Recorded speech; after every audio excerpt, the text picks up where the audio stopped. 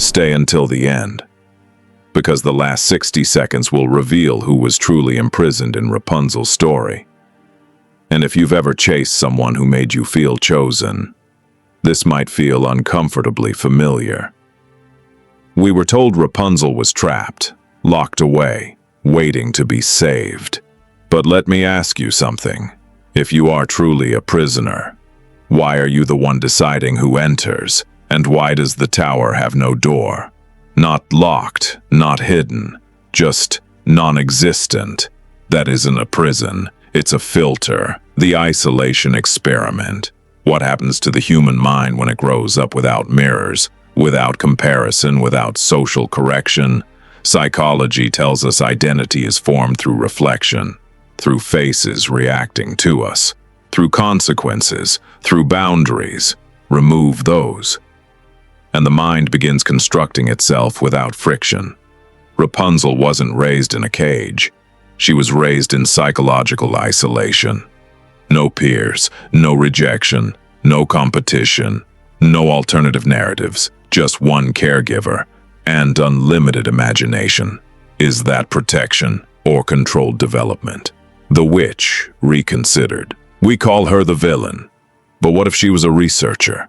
Cold, observant, careful. Why build a tower with no stairs? Why eliminate all exits except one? And why make that single exit dependent on Rapunzel's choice?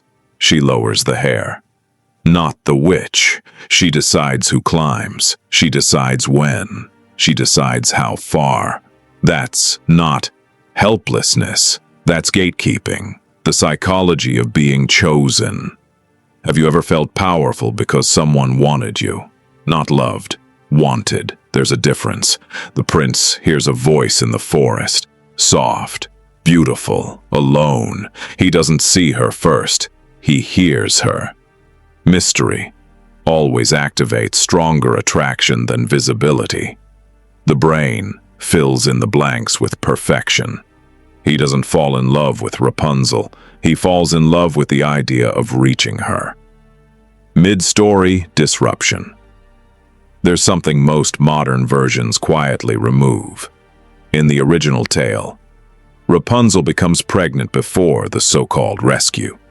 Now pause and think about that. A girl raised in extreme isolation forms an intense bond almost immediately. Is that romance? Or accelerated attachment caused by deprivation? When someone is isolated long enough, the first person who breaks the silence feels like destiny. Not because they're special, but because they're first. The climb. Let's analyze the climb itself. The prince risks death, height, exposure, blind trust. Why? Because difficulty increases perceived value.